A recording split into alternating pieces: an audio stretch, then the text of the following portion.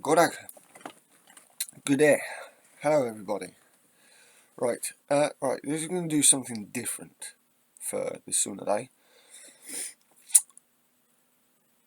I'm going to have a look through my Microsoft news feed, and we'll see what's going on, and I'll give my perspective. And if there is a pagan perspective to it, I'll give that. So right at the top, we've got waste of time and money. Even Sturgeon's former aide admits IndyRef 2 plan is illegal. Really? SNP leader is continuing with her campaign to hold another vote on Scottish independence. On October the 19th, 2023, more than 9 years after the first referendum ended in defeat. Sturgeon is planning ahead with her plan despite fierce resistance from the UK government, who are insisting the result from the... Right. This is I've got a funny feeling. Yeah, this is Daily Express. So this is good. This is bullshit. Let's just have a look. Alex Bell.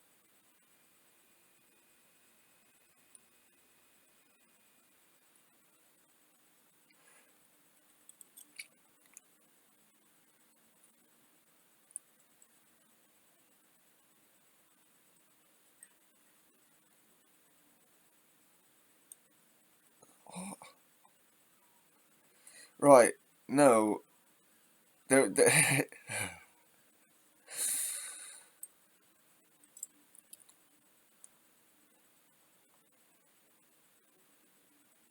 To hold a referendum out with the Scottish Parliament's powers requires consent from Westminster. It also said a referendum bill promised by then First Minister was never.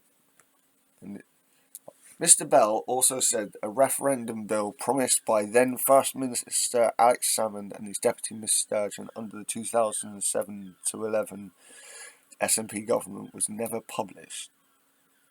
He said one of the sagas of that government was about a referendum bill promised by Salmond, then the First Minister and his... What? But the referendum did come out, didn't it?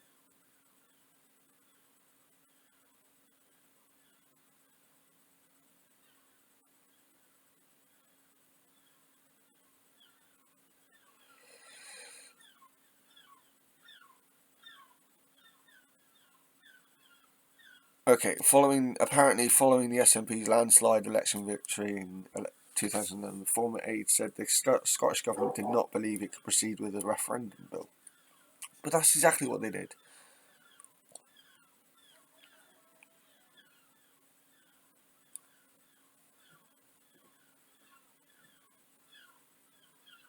Right. No. Okay, I get what this is. What's being said here. Right. There's this thing that what they're trying to say here is it's illegal to hold a referendum, right? But when the Scottish people have already turned around and this is what I was doing this is what one thing is doing my nutting about this whole fucking IndyRef 2 thing, right? And the British establishment's argument with this current IndyRef is that you've got the majority of the Scots voted for the SNP. Everyone knows what the SNP are about. They want IndyRef 2. They want to leave the United Kingdom. That's what they're about. Yes, a bunch of people voted for different reasons, but if you voted for the SNP, you know eventually they're going for the independence referendum.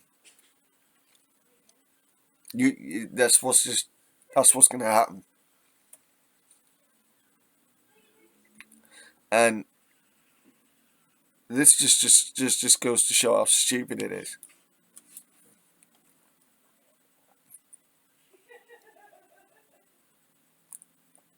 You got people from the Daily Express bringing in people in who have become disenfranchised with it in the first place, thinking it's never going to happen. But the everything I've seen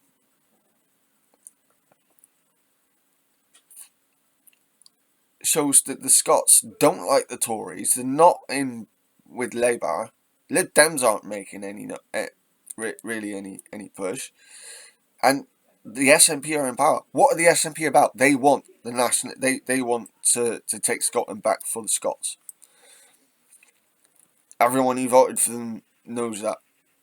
So this is just a pun. This is just a bunch of crap.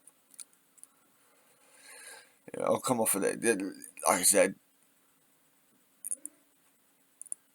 whilst it could be illegal, the point of it is that there shouldn't be a whole thing of is Scotland allowed to leave. It was a voluntary union in the first place. Britain does not own Scotland. Anyway, what else we got here?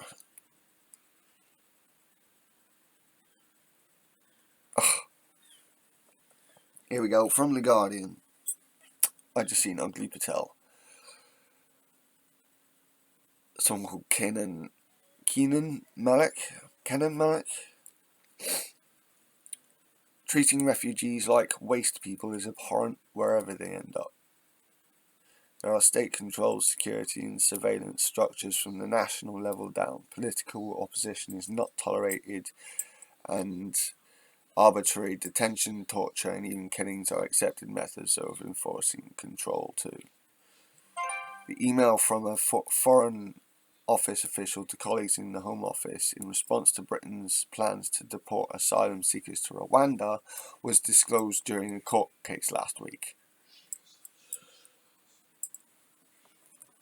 Like,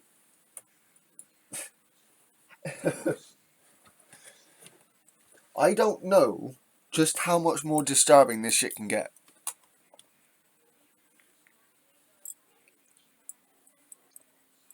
During which a number of media organisations and potential deportees were attempting to force the government to make public information it wants to keep secret. The court ruled that the majority of passages in internal documents relating to the Foreign Office assessments of Rwanda must be released, although a small number could be redacted. The court hearing on the legality of the Rwanda scheme takes place next month. That will be fucking interesting. That would be funny as fuck. The view of the unnamed Foreign Office analyst would have come as no surprise to anyone following the Rwandan politics. The nation has recovered remarkably well from the genocide of 94, but has ruled, and I'm sure there was another one in 97, 99, something like that, but is ruled with brutality by President Paul Kagame. Yeah, fucking RPF, I think, leader. Arbitrary detention and torture are the norm in dealing with his critics, and even heroes who saved thousands of lives during the genocide are not spared. Rwandans abroad face sanctions for any form of dissent, and critics are under constant surveillance. Now, I can't back that up. I haven't got the evidence, but this isn't the first time I've heard this.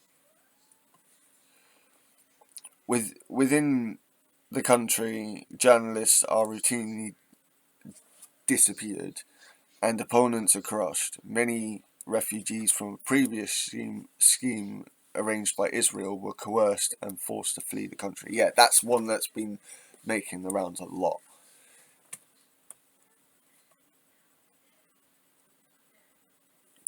Can you imagine when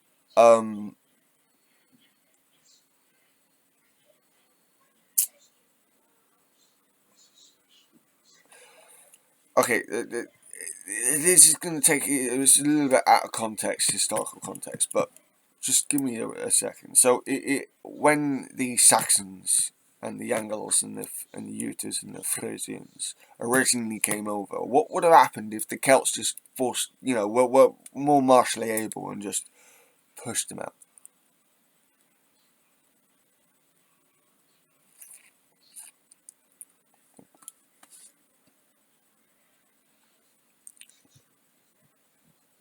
Now, even harsher actually, what would have happened if? No, actually, here's a better one. What if we'd sent the Jews that had escaped from Nazi Germany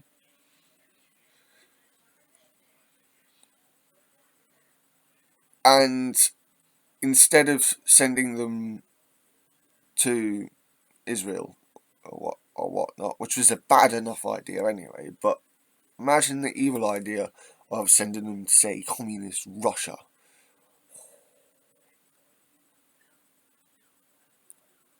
Stalin wasn't exactly, a great guy. That's what they did. Oh, we'll take him from Hitler, don't worry, but we're going to give him to Stalin. That's what they've done. It's okay. It's a bit of an extreme example, but still. Um, all this is well known. What the British government is trying to do is conceal the fact that this is its official view too, in an attempt to salvage the Rwanda deportation scheme. Liz Truss is apparently holding up publication for the Foreign Office's annual human rights report so as not to make its to make public its criticisms of the Kagame regime. Boo! Fuck you, Tories! Once again, just like the thing with Therese Coffey the other day and the DWP report, trying to hide stuff because they know it's political suicide. Um, Whenever anyone dares to criticise Rwanda online, there's usually a swarm of Kagame supporting trolls ready trying to push back. Early this year, after the unveiling of the Rwanda deal drew public criticism, Rwanda government trolls were joined by a new army. Tory ministers, MPs, and media friends who suddenly discovered their anti-racist credentials. Yeah. Oh dear. It's so fucking hypocritical. The Home Secretary, ugly Patel, claimed that criticism of the scheme speaks of inbuilt prejudice, and I would and I would even go so far as to say racism coming from the classist racism. The classist racist. It's yeah. It's so hypocritical. The Tory MP Daniel Kaczynski told the LBC broadcaster Ian Dale that the pushback was very, very racist. How? How is it racist? We want them to stay here. We don't want them to go to an African country. I mean, if they were deporting them to, say, I don't know, South Africa or something like that, maybe not, but, a country with a better record at the very least. But no, they picked Rwanda of all places to process the fact that Kozinski seemed not to understand the scheme at all, believing it was allowing Rwanda to process the asylum seekers for us when it was actually a one-way deportation ticket. When it is actually a deportation ticket that might make one wary of his analytical capacities. He's a Tory. I've um I have not actually seen any okay, that's slightly unfair. I've seen one or two or maybe three actual actually intelligent and competent Tory ministers. The problem is their ideology. Liz Truss is apparently a Conservative peer and advisor to the British Board of Trade, Daniel Hannan, claims that the critics were displaying belittling and racist attitudes. Rwanda is a safe and prosperous country, guys, he insisted. Try to get over your stereotypes about Africa, which might be true if a nation that locks up its dissidents and is defined by the World Bank as a low-income country and among the most poorest nations of the world could be described as safe and prosperous. Look, Israel tried this shit. It failed. In Rwanda, it has not changed. It is... And people are believing this facade. It's just fucking insane.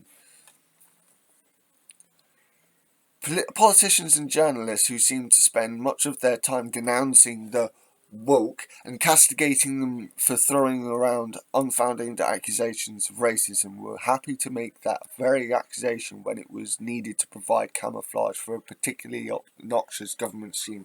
Exactly. It's very Nazi. I mean, the whole thing about National Socialism, the whole Nazi movement, it wasn't socialist. Not really. It was nationalist, and the way that that Hitler got power wasn't through socialism.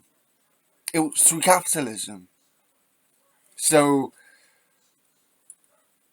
it's the thing of the right. Use words of the left, and then to cover what you want to do. Those who defended the hostile environment policies that gave rise to the Windrush scandal are now apparently truly concerned about racism and insistent that any criticism of an African country must necessarily be bigoted, even though the woke might have blanched at such naked opportunism. I don't know about that. There are some on the extreme left that really just don't give a fuck. They are woke warriors, I will give them that. But, this is disgusting. Such open and naked hypocrisy and contradiction. And people are going along with it. Not this guy, obviously. He's on, but,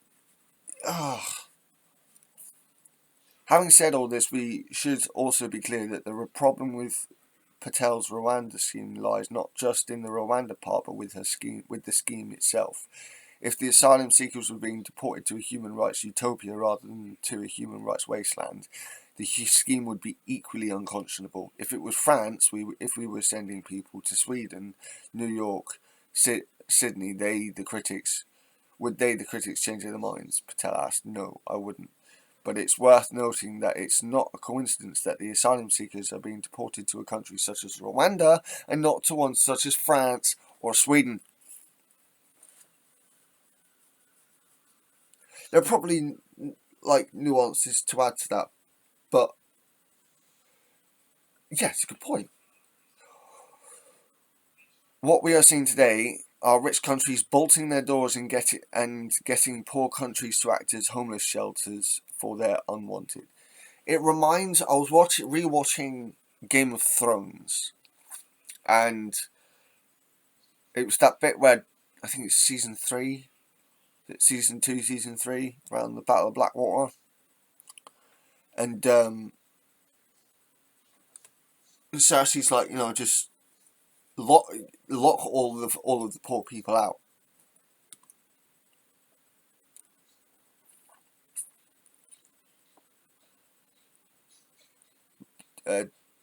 Patel's deportation scheme is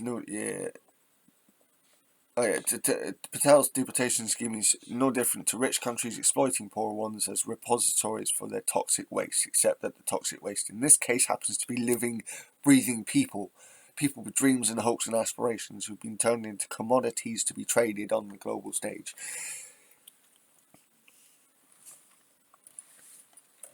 slavery, in essence. In other word, slavery. Britain is not alone in this. Over the past decades, many rich nations have moved from keeping out asylum seekers to offshoring, using third countries as the processing centres for asylum seekers, to straightforward mass deportation without any consideration of those involved, their backgrounds, or their futures. It's fucking disgusting. And you'll get people like Priti Patel try to push forward this notion that Britain is still an open and welcoming country. It's only no, carry on with it's only welcoming to people that we want. People of our standards.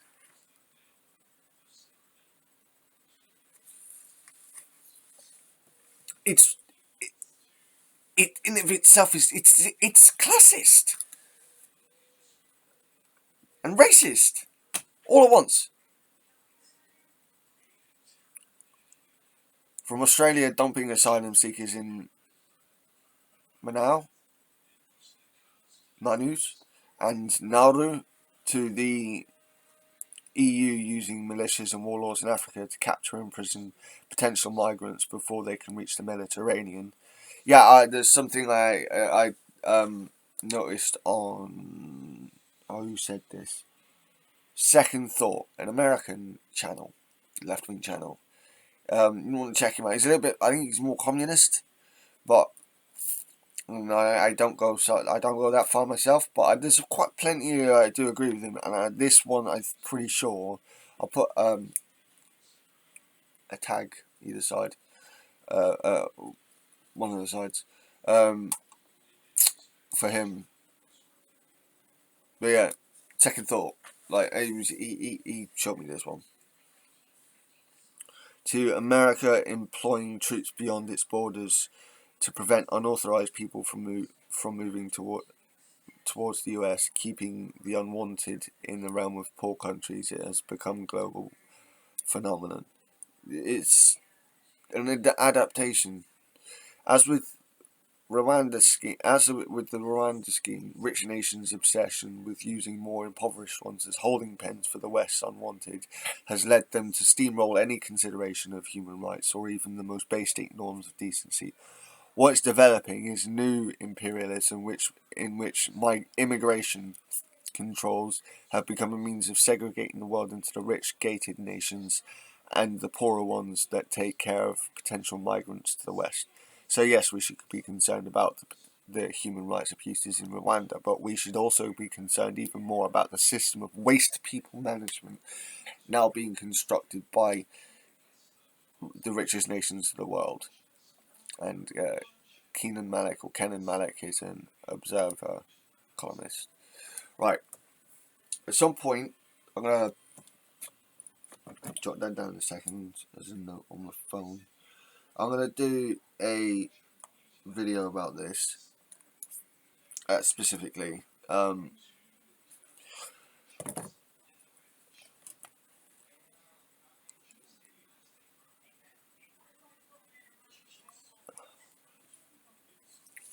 Quite often, when we look throughout history, we see that polytheistic peoples tend to be more open to other cultures and trading with other people. I mean, there's evidence that pre-Christian peoples from Britain were trading from people with people from the Mediterranean, and maybe even further than that.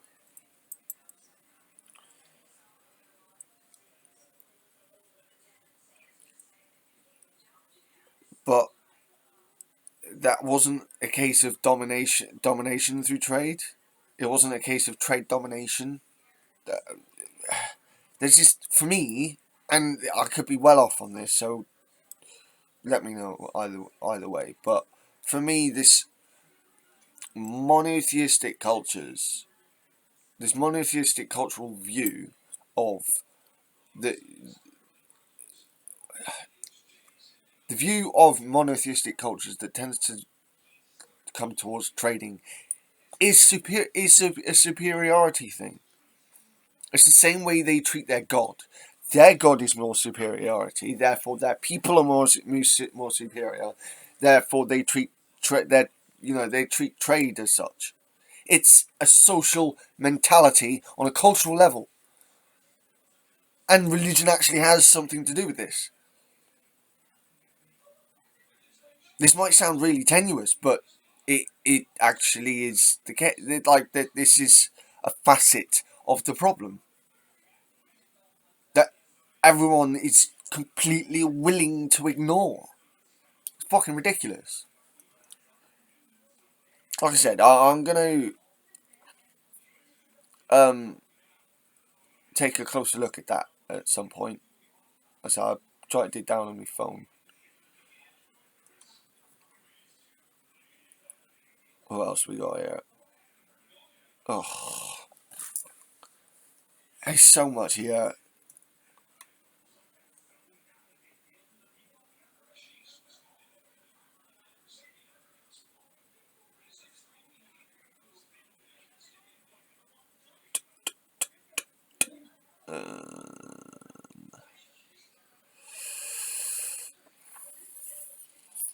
I don't want to know about Jamie Oliver.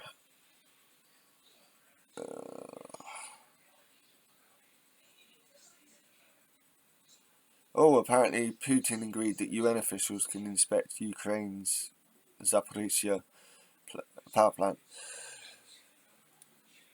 I I knew that the nuclear power plants were going to be used as some kind of ploy during this conflict, and we've had two different ones being targeted.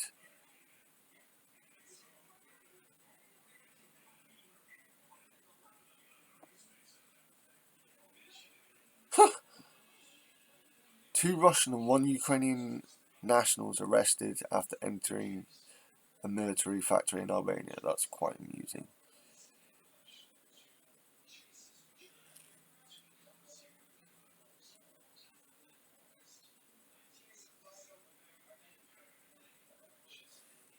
Yeah, the even though uh,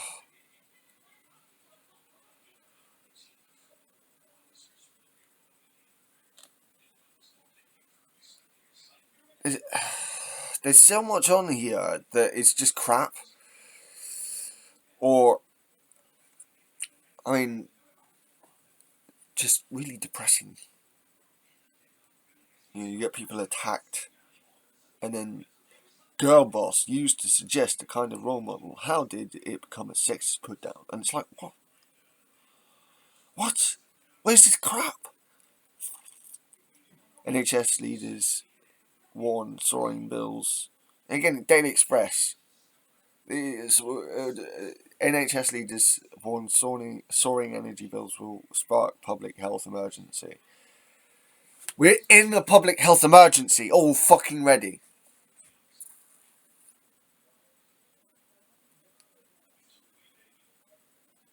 We're already at that state. What people like Daily Express are doing are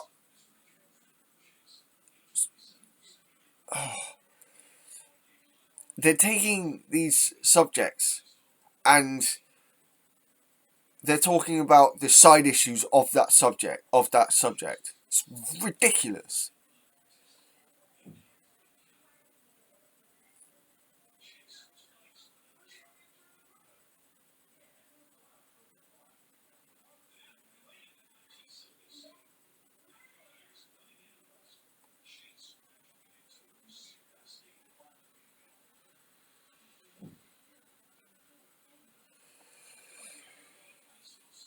Yeah,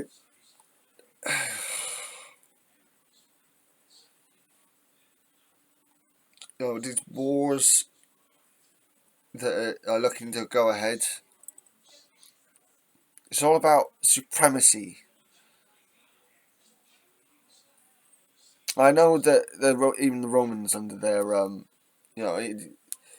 pagan days were under their polytheistic days were a superiority and whatnot. Not through religion. No, there was a freedom. They gave the Germanic peoples the freedom to still believe in their own gods. It's the same with the British peoples. We just adapt, and over here we just adapted our gods to a Roman style, or adapted it to the Roman culture.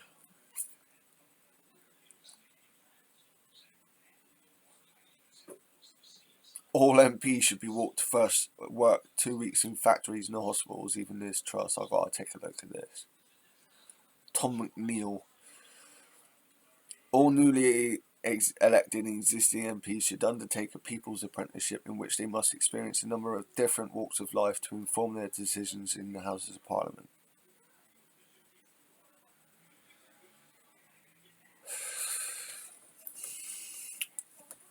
I like this, however,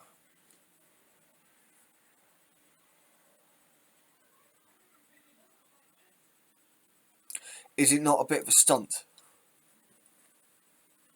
Is it not more of a stunt than anything else? That's what I worry about with this.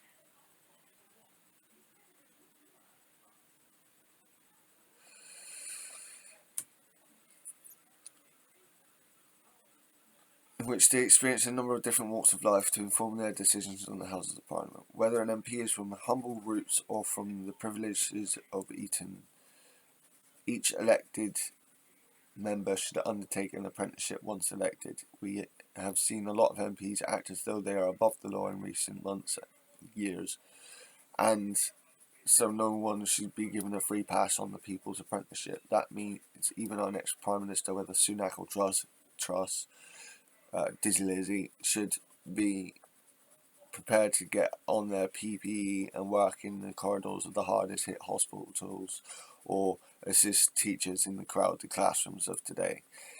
They're not going to. I can't get my hands grubbed in such a way. What are you talking about? Politicians from across the political divide would take part in what would hopefully be a privileged insight that informs their democratic mandates rather than serves as a burden they must be seen to endure.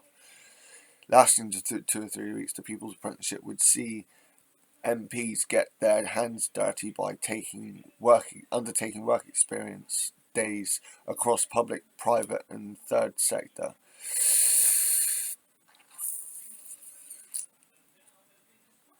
I don't know.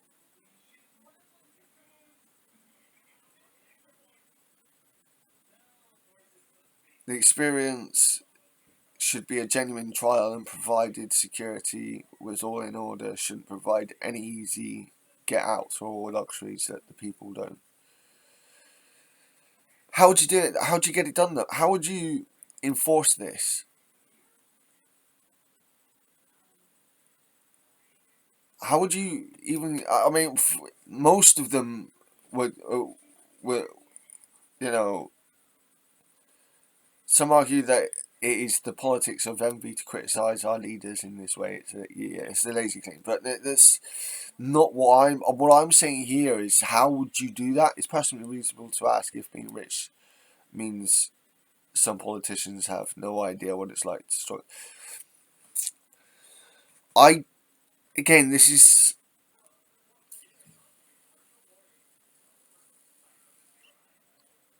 yeah. Which DWP minister would choose to cut benefits when they themselves had lived on them for a month, despite working a low-paid job and doing it? But it won't be permanent. Like,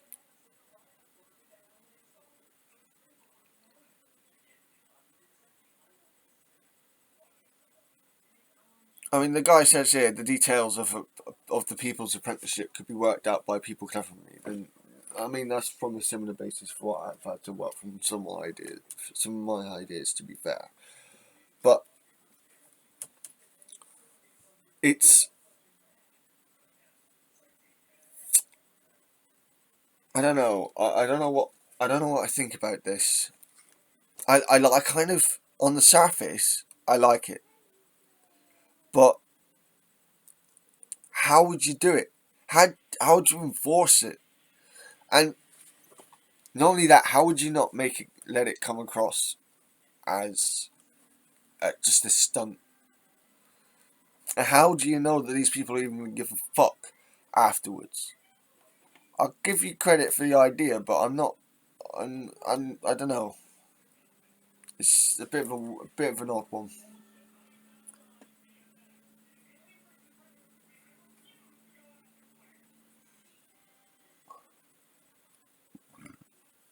Nuclear plant expected to have funding approved in coming weeks. Finally. Wish we didn't have to use nuclear, but it's better than gas and oil.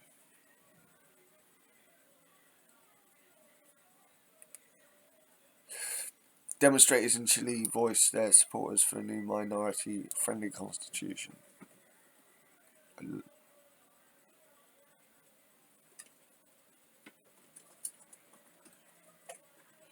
Okay, it's a video.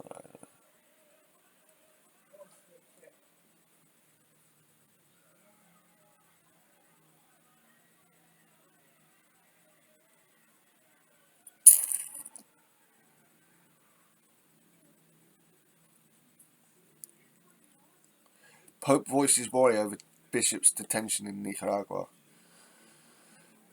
I don't know.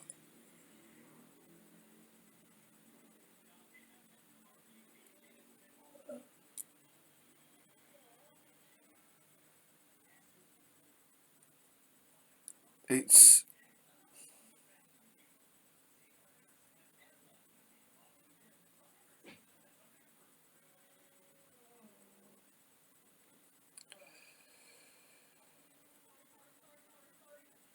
uh, it's all very it's all very, you know, meh.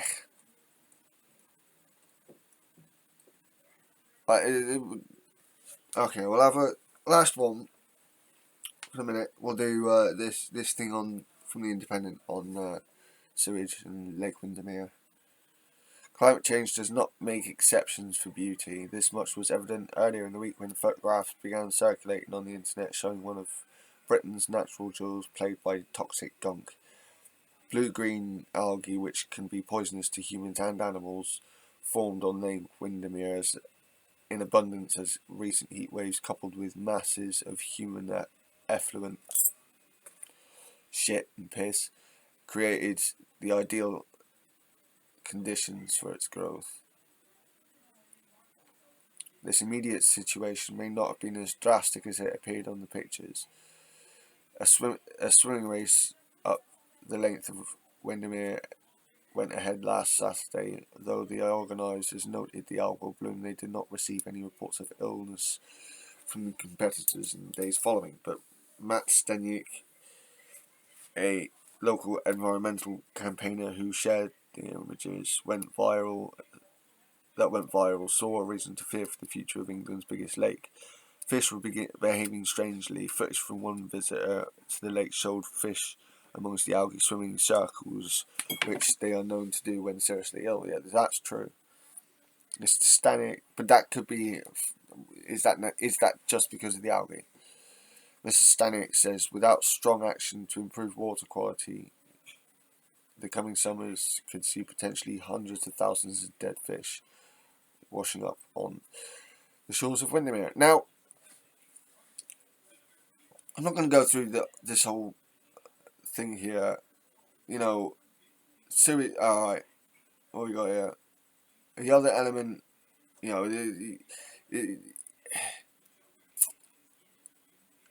you got the climate crisis part of it, but the other part of it is raw sewage being pumped in. And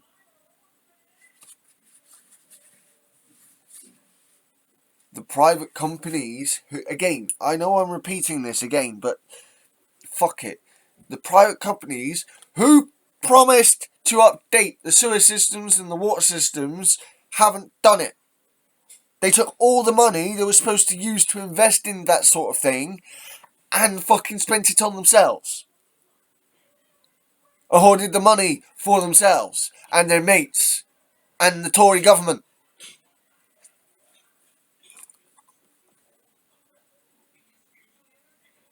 It's ridiculous.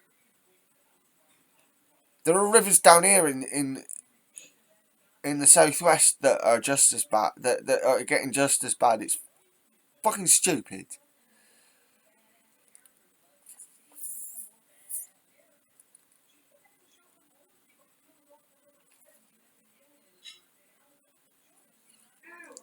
We need to stop dumping sewage.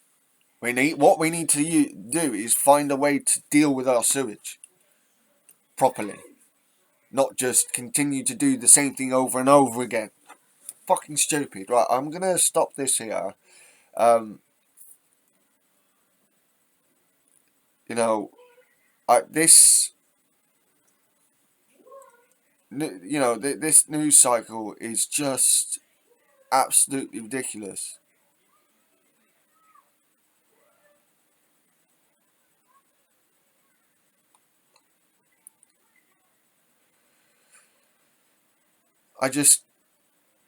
You got barristers balloted on escalating action to all out strike. You got, I mean, I do like, one thing I had like to see is that Labour getting the largest lead over the Tories since 2013 in latest YouGov poll. That was quite funny.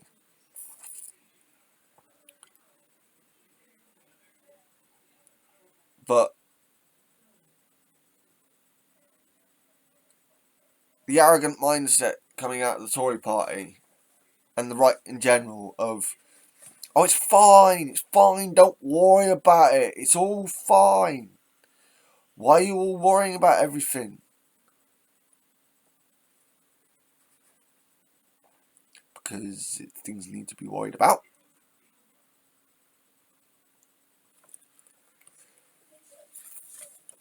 You know, from all the things of, you know, ignoring minorities to ruining our own water, this government is destructive in with whoever is in charge. It doesn't matter which Tory is in charge, they're still Tories. And then none of them are doing any good. That's the pure and simple bit of it. And they take it's you can call this an unrelated point all you like, but as far I've seen the link. The link is there, whether you like it or not. Monotheistic cultures have a superiority complex. So, like on a social level, on a sociological, cultural level,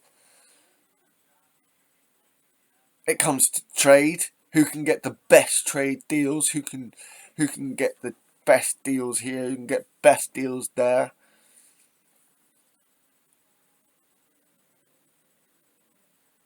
Now, you can say that you want to get the best for your people. That's true.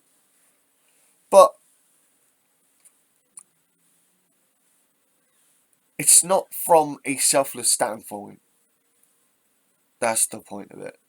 It's doing it from a point of pride, a misplaced pride at that.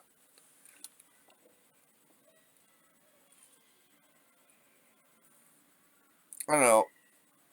There is a pagan aspect to this, a pagan view on this. Now, a polytheist like myself sees issues like this and doesn't see a need to be superior to everyone else. Just do better. It's ridiculous. But anyway, I hope everyone has a good day. This is, yeah. I hope everyone is surviving alright. This is ridiculous. And I can't wait for the Tories to just end. Like, enough is enough of these fucking assholes.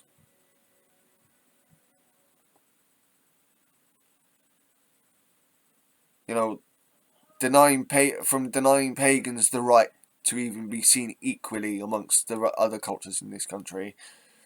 The native culture, you know, to, pagans getting attacked in their own homes for celebrating their own traditions, to this government way of treating its own people, the people, even the people that voted for it. It doesn't care. Just as everyone, everyone who warned against this in the last election warned, things will get even more shit.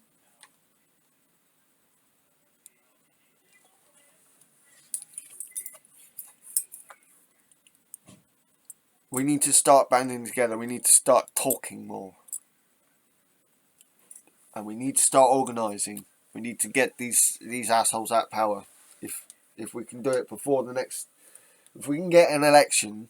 If we can make it so there's an election before the Tories want there to be one, then I don't know how you do that, but I'd love to see it.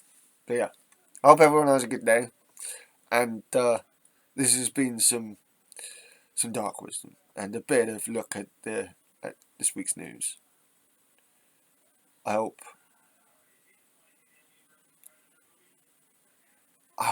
that the news gets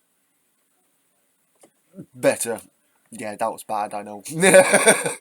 Right. This has been Shadow Eater. I hope everyone has a good Sunnudag.